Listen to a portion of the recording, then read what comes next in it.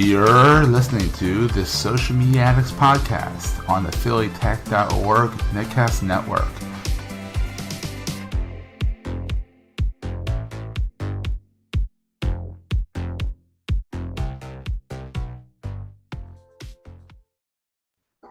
Hello and welcome to episode 9 of the Social Media Addicts podcast. Forget to do the podcast for a second there. And while I make a mistake, Jody's getting licked by a dog. Literally. I am. I know. Is it Ruger or Joel? That's Joel. Ruger would be biting. All right, Joel, you're interrupting a podcast. She's just loving everything. Okay, Joel. Okay, so we have some cool things that happened this week, Seth. Before we do that, we also want to announce that we are on Patreon, which is a place where you can fund our show and help us, make sure everything works correctly. You can go to patreon.com/PhillyTech.org. All one word. Sorry, Joel is so gorgeous that she's distracting me. And she's a champion. Yeah, dog bombed. We've been dog bombed. That's the title of the show. Hey, that might get us better ratings. Dog bombed. There we go. Sounds good. Oh boy. All right. Oh, so don't distract everyone else. Switch it over on my ugly mug. So anyhow, we have some great stories this week.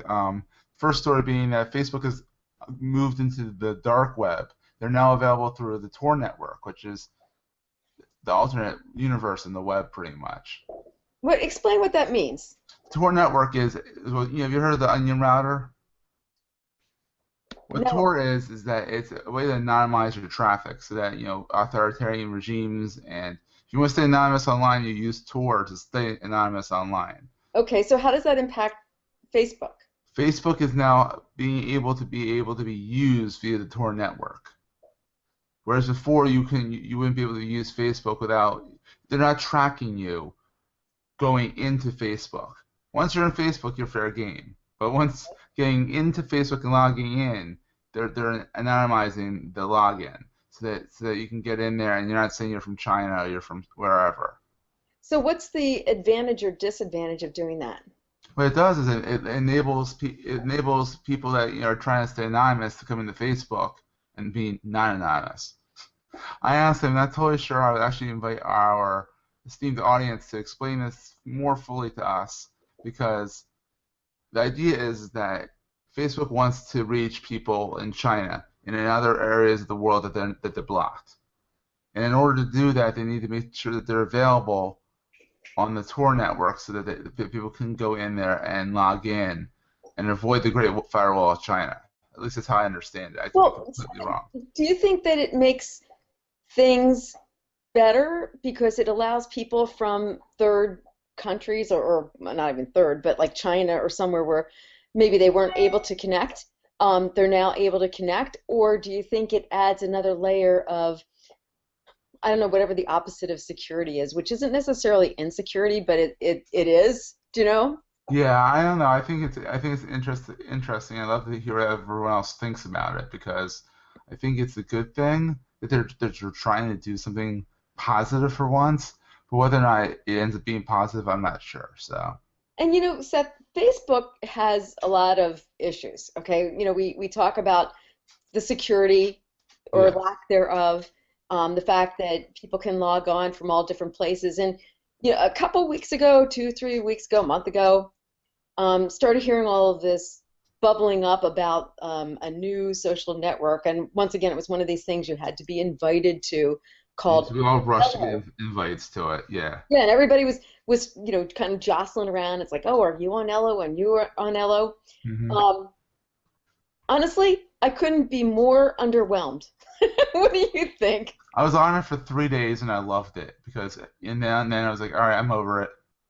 You loved it? I never. I liked it because I was able to access people that I didn't have access to before. Like who? Like, well, no, actually, no. Come to think of it, I had access to all of them on Facebook. Come to think of it. I was going to say like someone like Robert Scoble, but I'm friends with Robert Scoble on Facebook.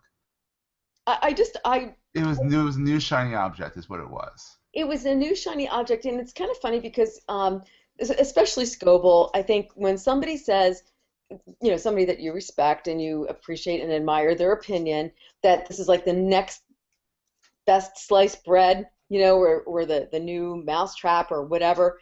I think there's a rush of adoption. And Yeah. honestly, I used Ello for about a day, and that was enough. It totally was not Mwah, mwah, intuitive. mwah. Yeah, it was not intuitive. I didn't feel that I was really able to communicate or connect. I wasn't sure who was talking or how I was talking or how you show up or how to find people even. Yeah, it was half baked from the get-go. It just was a cluster. Yeah, cluster beep.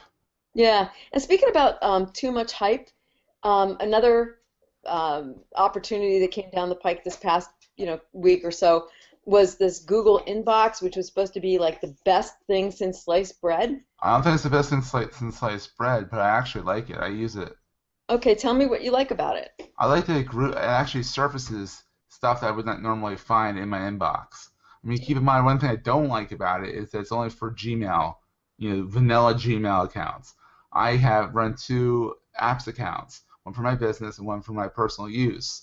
And honestly, I would love to use it for those, but I can't because they only release it to vanilla. Mm. And honestly, it's like I pay you $50 a year twice. So I pay you $100 a year for two apps accounts. What the F? And you can't even use the inbox. I I have it, like it, but I don't use it that often. and that's another thing where you had to get an invite, and I think I got like three, but two of them didn't work. I So sent you one. yeah, you know what? I don't know which one. I think Dolly was the one who actually sent me the one that worked, because over in Scotland. Hi, Dolly. Dolly. Hi, Dolly. Yeah, so yeah, she was kind enough to send it over, but for some reason I got two of them. I got one from you, I think, and I got one from Brad, and neither of them worked, but the one from Dolly did. So Go figure. Girl power. yay! So yeah, so I did finally get onto Inbox, and I agree with you. I think it does point out stuff that perhaps you would have missed because it sorts it for you. But I find myself resorting to looking at the inbox as well to see the things that I don't see in inbox. So maybe it's just a symptom of sorting that makes things show up, but I'm used to the old way. Yeah, I like the old way, but I mean, I'm willing to try a new way if I have to. I'm willing to try it, and I would like to try it with the actual account that I use. And I don't get why Google always releases it to Gmail users, the people that don't pay them for anything, and not the people that are paying for it. Now I'm thinking that it's possibly because of admin rights and and different kind of laws, and I don't know. I don't know why it's not for apps. I mean, maybe businesses privacy policies and stuff that they don't want, but don't give us an option to turn it on, turn it off. I don't understand why it's not allowed by default. But And they blame it on the user. They blame it on the administrator, saying your admin has not turned it on yet, which is fund- complete BS. yeah, fundamentally, Seth, would you recommend it to someone who doesn't have it yet? Yeah, I would say give it a whirl. I mean, especially if you use your vanilla Gmail for everything, by all means, use it. Try it. Go for it. I think it's awesome. I think it's a neat concept. I think it's a combination between not Wave, the way Wave used to be. Wave, yes. Remember Wave? Feeling my thunder. Yeah, Wave and between Wave and the Gmail inbox. I think it's nice to see them try and tackle the mess that is email.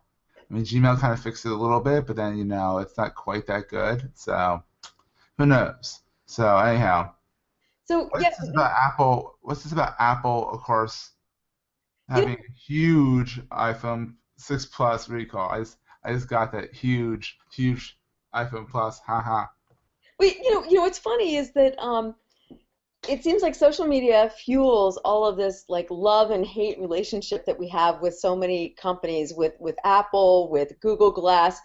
This week, the big love-hate relationship is with the new iPhone 6. Evidently, beyond the iPhone 6 Plus bending, does it or doesn't it? You know, Well, if you bend anything hard enough, it's going to bend. I mean, like if you've seen these videos. I'm not a total Apple lover, but let's just go on the record as this. If you go like this, and it's big enough, and you get enough leverage on it, it's gonna break. If I put my Motorola X in a vise, and get enough leverage on it, it's gonna bend. well, you know, but Stuff bends. it was more than the bending. Okay, there was the bending, and then there was the beard gate, where supposedly it like pulled on your hair on your face. Then there was also the one that exploded. Well, now there's like a Everything whole. explodes. Everything explodes. If you put it under extreme heat, it's gonna explode. Well, no, it exploded because somebody was in a rickshaw and they got bounced, and the phone hit against something, and it I don't know. It was really the battery that exploded. But anyway, um, Oops. if you own the iPhone 6 Plus with 128 gigabytes of storage, you might have noticed that it sometimes crashes and reboots. As a result of how it handles data, the flash storage and its controller I1C component may ultimately have issues when there are loads of applications stored on the larger format iPhone 6 Plus. The problem is that while it can store more data, it's also slower and less stable than other options that were available, and that might be one reason why the iPhone 6 Plus with 128 gigs of storage crashes. It's possible Apple might be able to work through this. Not sure, but the question, I guess, is, and it's kind of like an interesting thing to watch. So as all of this information or disinformation about the iPhone 6 starts to bubble through social media, if you correlate it to what's happening with stock values, you can see very clearly the power of social media and how it's impacting people's perception of a product. Absolutely.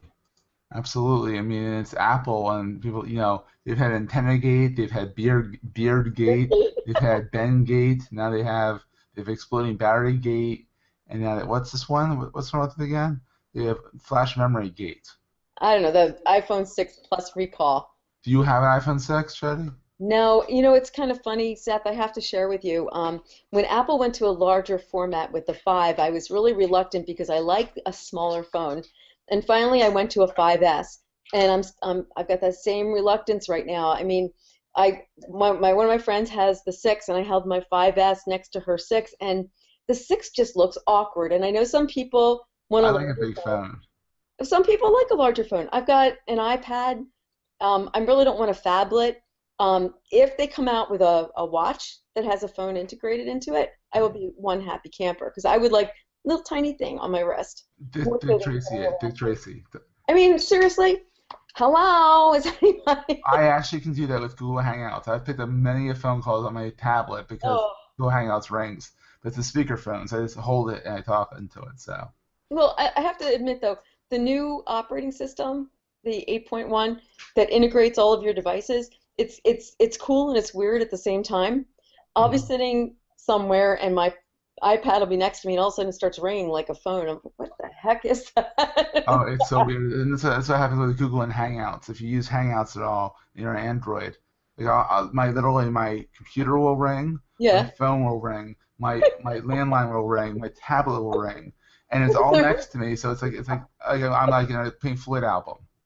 I know, my phone, I'm my like phone. I'm in like You the know, my song Money, ring ring ring ring ring, and the alarm clock's going off. It's like, oh my God, like seriously, like okay, I'll pick up the phone. And you cancel one of them, it still goes off on all the others. You have to run around canceling all these phones. It's a neat concept, but not when they're all right next to you. So Seth, is it time for a sponsor break? Yes, we have a sponsor. Today's show is partly why I read the ad copy because this is the first time we've had a sponsor. Today's show is sponsored by Wistia. Wistia is a video hosting and analytics platform that helps businesses get the most out of online video. We use Wistia here at PhillyTech.org because it's way more professional than YouTube, and the data Wistia provides helps us understand exactly how our content is being consumed. Best of all, Wistia has a ton of free resources on their website to help those of us who are just getting started with video. They have tutorials on lighting, editing, choosing the right microphone, and an entire community dedicated to helping each other improve their videos. And did I mention they have a free version with of their service, they can hold up to 50 videos. Go check them out at Wistia, WISTIA.com. The product is awesome, and the learning resources are super Super, helpful. uber helpful. Super helpful, and most importantly, the team over there is fully there is fully They've got a lot of genuinely good folks. they're great people over at Wistia. Wow, all right, sorry guys, but I thought I'd try. But Wistia's great. We're using them Yeah. for all of our video hosting, and they're really great people over there. I met them over at the Ascend conference that eWeber put on, and they were great people. They were doing videos over there and showing their tools, and I said, hey, you want to sponsor our podcast? And they're like, sure, we'd love to. So thank you for being the first sponsors of our podcast network. So, Thank you, Wistia, WISTIA.com. yep. I'm double checking my reading the ad code yet. And if you sign up, you can sign up for and get hosting for 50 videos Okay. for free, which if you think about it, 50 videos is a lot. It is a lot. It's a half 100. Check out Wistia and tell them that PhillyTech.org sent you. Yeah, tell them at Wistia that PhillyTech_org. I'll forget it. Yeah, Anyhow, we sent you. Just tell them Jody sent you. Jody or Seth saying exactly. So anyhow, what's this? Dropbox is teaming up with Microsoft, and Microsoft is teaming up with Dropbox. Isn't that goofy? Yeah, it's kind of like the war of who's going to give you the best deal on storage and how much storage they're going to give you. It's getting so cheap. Well, Microsoft and Dropbox today announced a partnership that's going to see Dropbox better support Microsoft's Office Suite and have the Office Suite integrate into the product stack of the storage firm. The news comes after after Box, another enterprise-facing storage firm integrated with Office 365, Microsoft's Office as a Service solution, and OneDrive improved its product mix with unlimited storage. Unlimited storage on OneDrive, isn't that incredible? Oh, there's a caveat. It's unlimited storage for Office documents. It's not unlimited storage to put all your cruft up there. It's just for Office stuff. And that's an important clarification. Thanks. Yes, but it's a lot of space. This Microsoft Dropbox deal has four main parts. So quickly editing your Office docs from the Dropbox mobile app. You can access Dropbox docs from Office apps. You can share Dropbox links of Office apps, and the creation of first-party Dropbox apps for Microsoft's mobile offerings. So it's late. We're allowed to stumble a little bit. Yes, it's true. It's true. So I mean, kind of interesting. I think one of the things that I like about this is that it integrates, so it's easier to get your stuff out of Dropbox or integrate through Dropbox.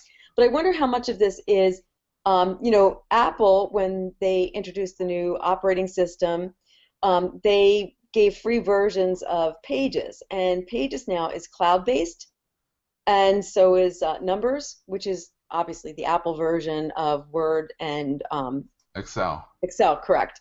So I wonder how much of this is kind of like software as a service version to compete. Don't know. Who knows? I mean, I think it's a neat concept. I feel like there's gonna be a lot more of these team ups in the future, so it's kind of neat to see. So it is cool. Ruger's here now. So yeah, Belgian Malinois, right? Malinois. Malinois, excuse me. What's going on with Snapchat? I'm not a Snapchat user, I have to tell you. Well, are you a Snapchat user? No, I don't like it. I'm on it, but I never use it. I have no reason to use it. But anyhow, apparently Snapchat is trying to monetize, and they're going to start putting ads in your Snapchat. So you're going to get these random ads from people that are going to be sent to you. I mean, is it the end of Snapchat as we know it? Possibly, I guess. I don't know. What do you think, Jody? You get attacked by your dog. Here's the thing. Snapchat has been utilized in my opinion, in ways that are not the best, and that's pretty lightly. Yeah, and I guess I just never got into the platform because of that. I know my daughter uses it, which I don't know whether to be upset about or not, but fundamentally, if it went away because there's advertising, it would not be a loss to me. if anything, as a mother, it would put your mind at ease. Sorry, Snapchat. Let's move along here. So we have a question of the week. I found this on Reddit. I was just browsing Reddit. Reddit. I can speak to Reddit. Reddit. I was about Rabbit or Rabid. Okay, I come was on. doing Reddit today, the other day, and it's going to link in the show notes. What if every social media site went down for a week? What would we do? Panic? What's that? Panic? Call 911? That's what I think a lot of people said they were going to do. One of the top posts said, "We've done stuff like we've had stuff we lived before all this stuff. We could survive." I agree. What do you think, Jody? Wow. No Twitter, no Facebook, no Google Plus, no Hangouts. Honestly, I think it would be a little refreshing. And I have to tell you, like every now and then, I think you need to go on a little bit of a hiatus and connect with real people and actually pick up the phone for real-time voice chat and, get a Real-time voice chat. Wow, you mean phone call? step away from the computer. Put your phone down and actually talk to the person A you're. real-time voice chat. I mean, like in person.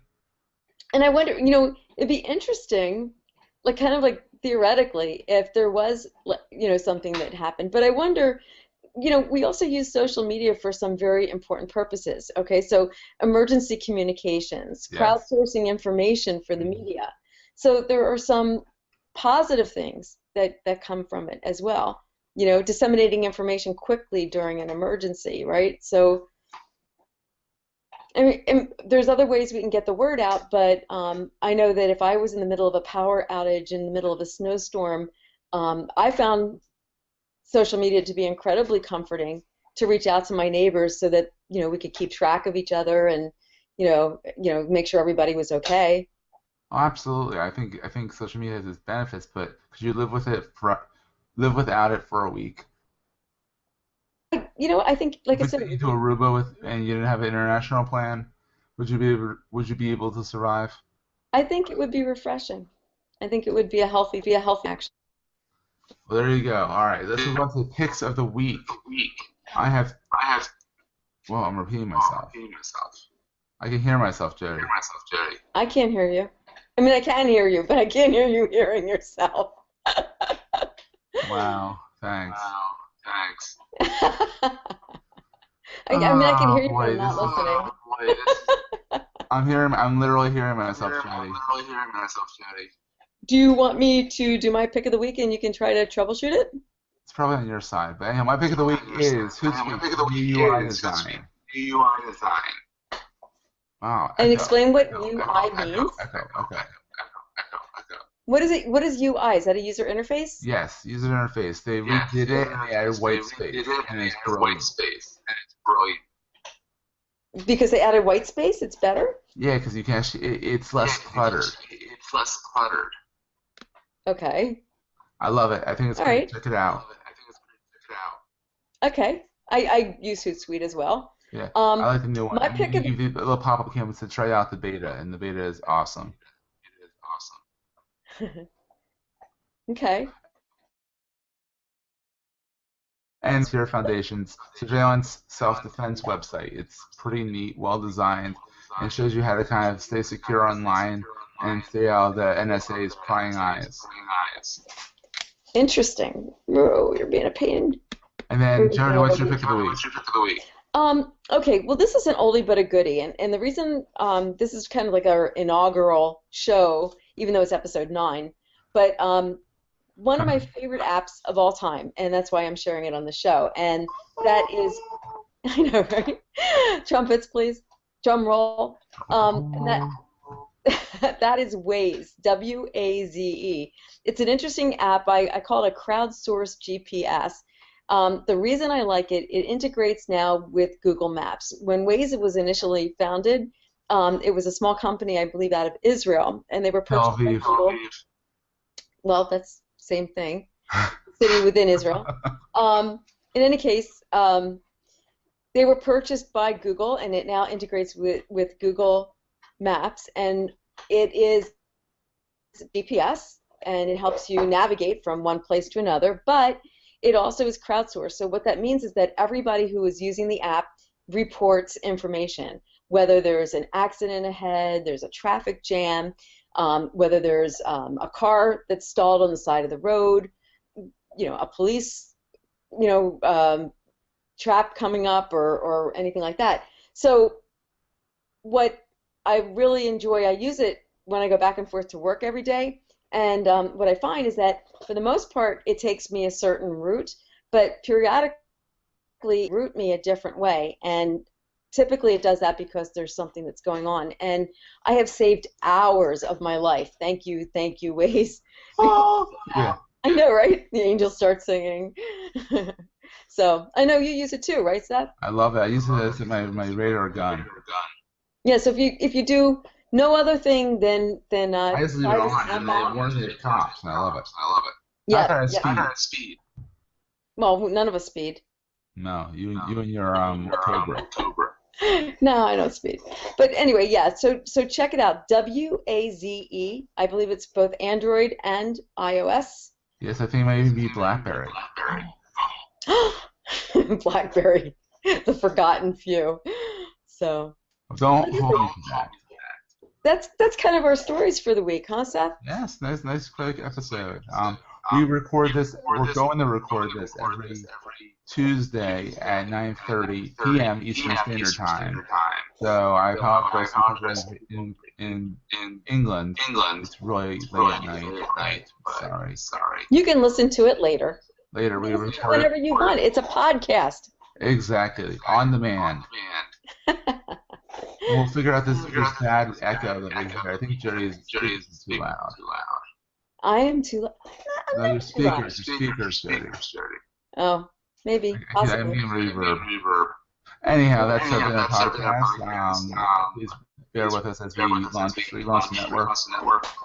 Please check out Wistia and find us over at patreon.com/PhillyTech.org. And throw some money and we'll podcast. That was And thank you, Seth, for reinitiating this. And it's great to catch up with you and get your insights on all this stuff. And we'll check back next week. See you next week. Same bat channel. Yes. Bye. Geek. Bye.